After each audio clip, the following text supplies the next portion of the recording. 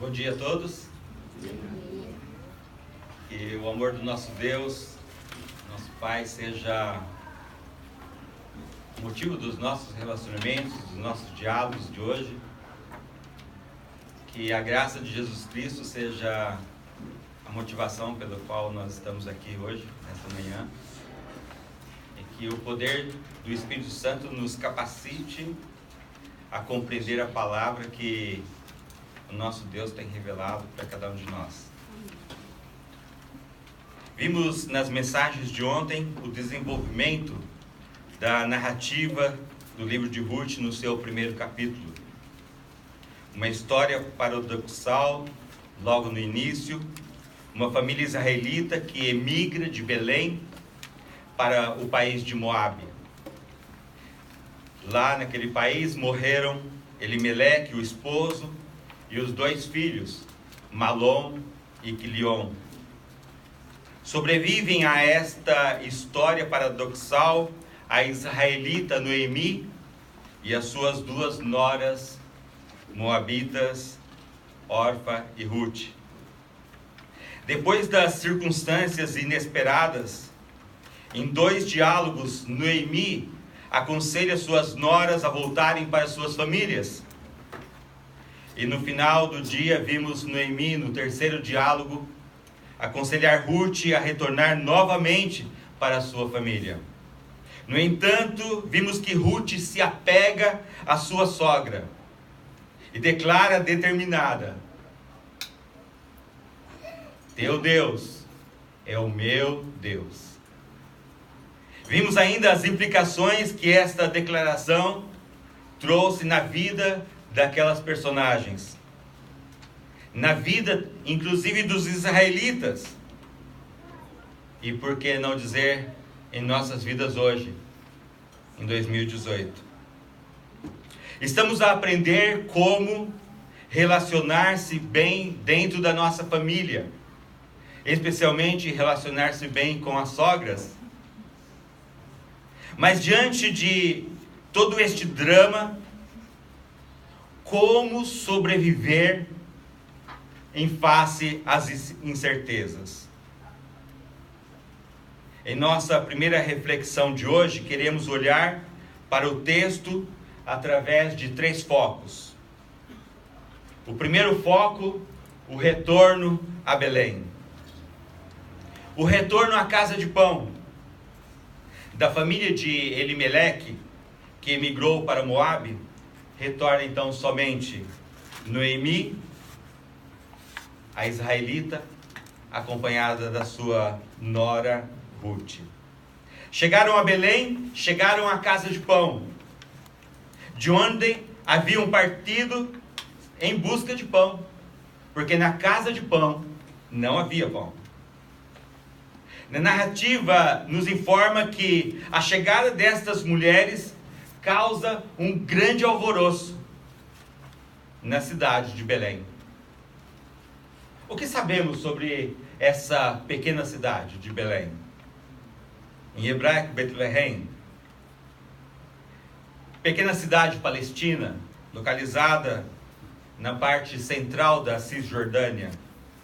Localizada na região montanhosa, a cerca de 765 metros do nível do mar. Apenas 10 quilômetros de Jerusalém, a 24 de Hebron e 110 de Nazaré, onde Jesus caminhou muitas vezes com os seus discípulos. Belém é identificada na Bíblia como a antiga Efrata, Gênesis capítulo 35, 19, 20, capítulo 48, onde Jacó sepultou a sua amada esposa Raquel, no caminho próximo da cidade. É em Belém que a história de Ruth e Noemi se desenrola, no vale a leste da cidade, onde Ruth recolheu as espigas nos campos de Boaz. Lá também nasceu o grande rei Davi, que viria a conquistar toda aquela região da Palestina. Mas é também nessa pequena cidade que trouxe esperança para todos nós. Miqueias narra que também em Belém, nessa pequena cidade, haveria de nascer aquele que pastorearia Israel e traria no futuro luz para as nações. Mateus, Lucas, João confirmam o nascimento de Jesus Cristo, nosso Salvador, nesta pequena cidade, como uma raiz da casa de Davi. Hoje, a cidade de Belém tem uma população de cerca de 30 mil habitantes, localizada no estado da Palestina. Portanto, é nesta pequena cidade que aconteceu o retorno de Noemi, acompanhada da moabita Ruth. A narrativa nos informa que essa chegada não passou desapercebida. A chegada dessas duas mulheres causa alvoroço na cidade de Belém. Imaginemos a nossa chegada junto da nossa família, depois de um longo período longe daqueles que amamos. Para os portugueses que emigram para outros países, quando retornam, poder comer um pastel de Belém, poder andar às margens do Tejo, poder ver os seus amigos, seus queridos, é uma sensação de muita alegria. Quando retornamos, nós brasileiros, para o nosso país, e percebemos que todos lá, apesar de terem faces totalmente diferentes uma dos outros, com pessoas de quase todo o mundo, todos falam português brasileiro. Morei durante 10 anos na Itália, e a primeira vez que eu retornei para o Brasil, a coisa que eu mais estranhei, que todos lá falavam português. Porque eu estava acostumado, na Itália, todos falam italiano e tantas outras línguas, na cidade de Brecha, onde tem 125 nações representadas. A cidade que mais tem imigrantes, acho que da Itália, porque é a capital do emprego, e as pessoas vão para lá em busca de trabalho. E a gente passa no calçadão central da cidade e ouve 10, 15 línguas diferentes. E quando eu retornei ao Brasil, vi todo mundo falando português. Que maravilha, muito estranho. Essa chegada causou comoção, agitação, alvoroço e também curiosidade. Será esta Noemi? Ao ver de muitos estudiosos, esta é uma pergunta retórica, com a força de uma exclamação, mas que não espera uma resposta. Um comentarista chamado Iman diz assim: tal expressão pode transmitir uma variedade de emoções, fugindo da surpresa e alegria através da dúvida e da incerteza para a consternação e preocupação. A pergunta não é feita diretamente a Noemi. As mulheres da cidade perguntam umas às outras: será esta Noemi? Será esta Noemi que partiu com a sua família em busca de pão? Foi com o seu marido Elimeleque, com os seus filhos Malom e Quilion? Será esta Noemi que agora retorna sozinha? Como Noemi reage a esta curiosidade e agitação da pequena Belém Efrata? O que pode ter passado na mente desta judia que havia emigrado com sua família para os campos de Moabe e havia perdido lá o marido e os 2 filhos? Mas ela havia retornado para a sua terra. Ela estava novamente na casa de pão. Estava junto com o seu povo. O povo que tinha uma aliança particular com Yahvé. Um povo que havia recebido as 10 palavras da aliança lá no Monte Sinai, em que Deus havia prometido para sempre haver esse relacionamento entre Deus e o seu povo. O segundo foco marca a importância do significado do nome.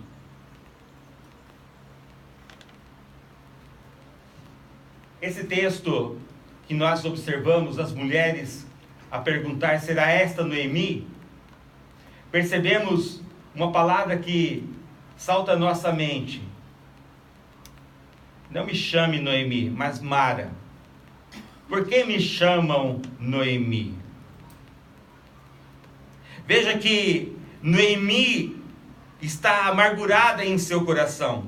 Ela pediu para que a chamassem de Mara, a amargurada, porque não sentia a alegria de ser chamada Noemi, minha doce, agradável.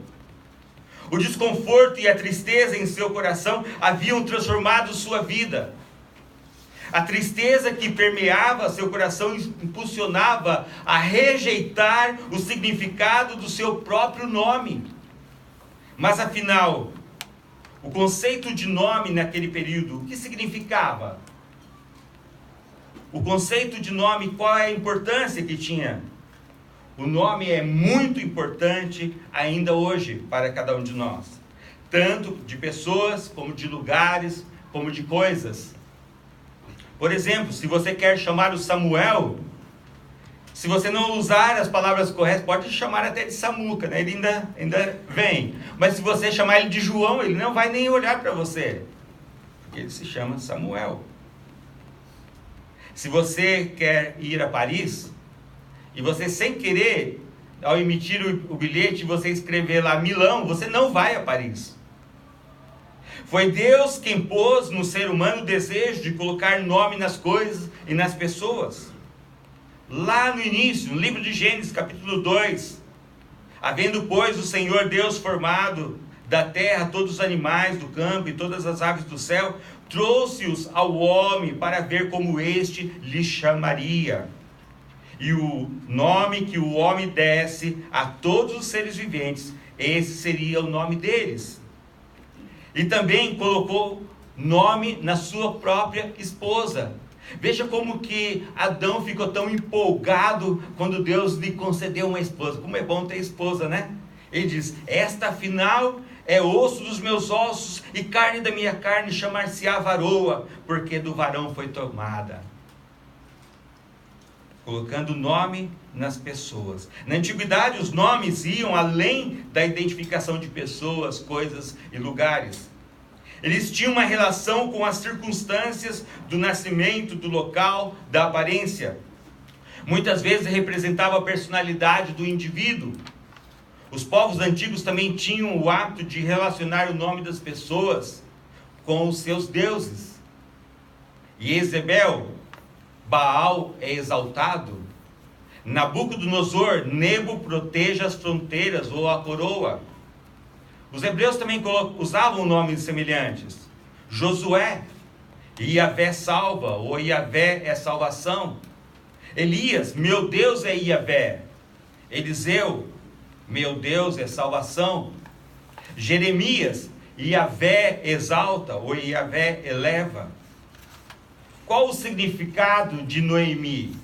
Minha doce, agradável, encantadora, suave. Um belo significado. Dentro do contexto da antiguidade, podemos imaginar que quando Noemi nasceu, movidos pela suavidade e meiguice daquela bebé, seus pais a chamaram Noemi. Mas neste retorno a Belém, ela rejeita o significado do seu nome, trocando por Mara, a amargurada. É provável que em seu pensamento ela estivesse a relacionar as circunstâncias daquele momento com o dos antepassados dela, que chegaram a Mara, local próximo à península do Sinai, e lá as águas eram amargas. Por isso começaram a murmurar contra Moisés. Por que Noemi está tão infeliz, ao ponto de rejeitar o seu próprio nome? Qual o significado dessa troca de nome para Mara? Isso nos leva para o terceiro e último foco, a perspectiva humana de cheio e vazio. Este conceito é muito interessante. Quando estamos com a nossa casa cheia de coisas que gostamos, estamos com as nossas despensas cheias de alimentos estocados, sem que nada nos falte, uma conta bancária recheada com euros, podemos dizer: estamos abençoados. Pensamos, Deus está a nos abençoar. Mas e quando somos provados? quando essas coisas faltam, quando parece que o essencial vai faltar, como é que reagimos? Este contraste entre cheio e vazio não era diferente na vida de Noemi. Ela diz: ditosa eu parti, porém o Senhor me fez voltar pobre. Por quê? Pois me chamareis Noemi, visto que o Senhor se manifestou contra mim e o Todo-Poderoso me tem afligido. Ela tinha partido com uma família completa. Ela tinha um marido e tinha 2 filhos. Na cultura hebraica, ela era considerada uma mulher abençoada, porque ela tinha filhos, porque ela não era estéril. Ela era cheia de bênçãos, ditosa a partir. Mas no seu lamento ela expressa a amargura do seu coração. O Todo-Poderoso está contra mim. Ele me tem afligido. Ela sente-se vazia. O Senhor me fez voltar pobre. Ela está descontente com a sua situação atual. Ela abre o seu coração e diz: o Senhor se manifestou contra mim, o Todo-Poderoso me tem afligido. Li algum tempo atrás um livro que considero muito interessante. Ele chama-se Decepcionado com Deus, escrito por Philip Yancey. Philip Yancey aceita o desafio de analisar à luz da Bíblia a questão do sofrimento humano e investigar a função da dor na formação do caráter do cristão. Ele tenta responder neste livro as perguntas mais comuns entre as pessoas desiludidas com Deus, principalmente os ateus. Deus é injusto? Deus está calado? Deus está escondido?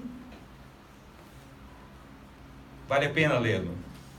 Noemi não sente o cuidado integral de Deus na sua vida. Ela não percebe que o apego da sua nora Ruth com a sogra, pode transformar-se em uma bênção ainda maior na sua vida. Ela não percebe que o Deus ao qual ela está se lamentando já está agindo na sua história. E aqui eu reflito para a minha vida hoje e para as nossas vidas também. Quantas vezes algumas circunstâncias inesperadas acontecem em nossas vidas e nós começamos a lamentar com Deus. Mas nessas circunstâncias, em muitas vezes, nós não sequer conseguimos olhar para trás e enxergar o agir de Deus em nossa história. E ver como Deus tem conduzido a nossa história de uma maneira tão eficaz e maravilhosa, e tem nos dado, além de tudo, a sua presença em nossa vida. Chegamos em Portugal em setembro do ano passado, e quando viemos da Itália para cá, depois de 10 anos, depois que completamos nosso projeto missionário de plantação de igreja ali na cidade de Brecha, quando entrávamos próprio nas fronteiras de Portugal, o meu amigo Roberto, que veio do Brasil e está aqui conosco hoje, tinha me mandado uma mensagem com um vídeo. E nesse vídeo, aquele pregador dizia assim: Deus pode fazer muito mais daquilo que nós podemos imaginar. E aquela mensagem calou tão forte no meu coração e da minha esposa, que nós não sabíamos se ríamos e chorávamos, não sabíamos o que Deus estava a preparar para nós em Portugal. Mas sabíamos, tínhamos convicção, que Deus nos chamava para a terra dos meus avós naturais de Leiria. Queria Deus que estivéssemos em meio também aos nossos antepassados para anunciar a sua palavra. O nosso relacionamento com Deus é um relacionamento espiritual. Mas além de espiritual, deve ser de intimidade com Ele. Deve ser um relacionamento em que eu tenha liberdade de abrir o meu coração para Deus, sim. Mas também de ouvir Deus falar em minha vida. De perceber que este Deus está a agir na minha história. De perceber que esse Deus está conduzindo cada detalhe da minha história. Onde eu não tenha reservas. Onde eu tenha um coração quebrantado. Um coração que transmite a Deus e que ouve de Deus as suas respostas. Com toda sinceridade, Noemi não está escondendo os seus sentimentos contra Yahvé. Ela abre o seu coração, fala das suas frustrações, precisa saber que Deus está a ouvir. Precisamos fazer assim também em nosso relacionamento pessoal com o nosso Deus. Noemi está diante de uma nova etapa em sua vida. O início de uma nova convivência social. Como isso será? Como será viver novamente em Belém, mas vazia, sem uma família? Sobreviver em face às incertezas geram circunstâncias inesperadas. Pode às vezes gerar tristeza, ansiedade, preocupação e até mesmo amargura. No entanto, Ruth e Noemi estão a sobreviver em face às incertezas. Como dominar esta amargura?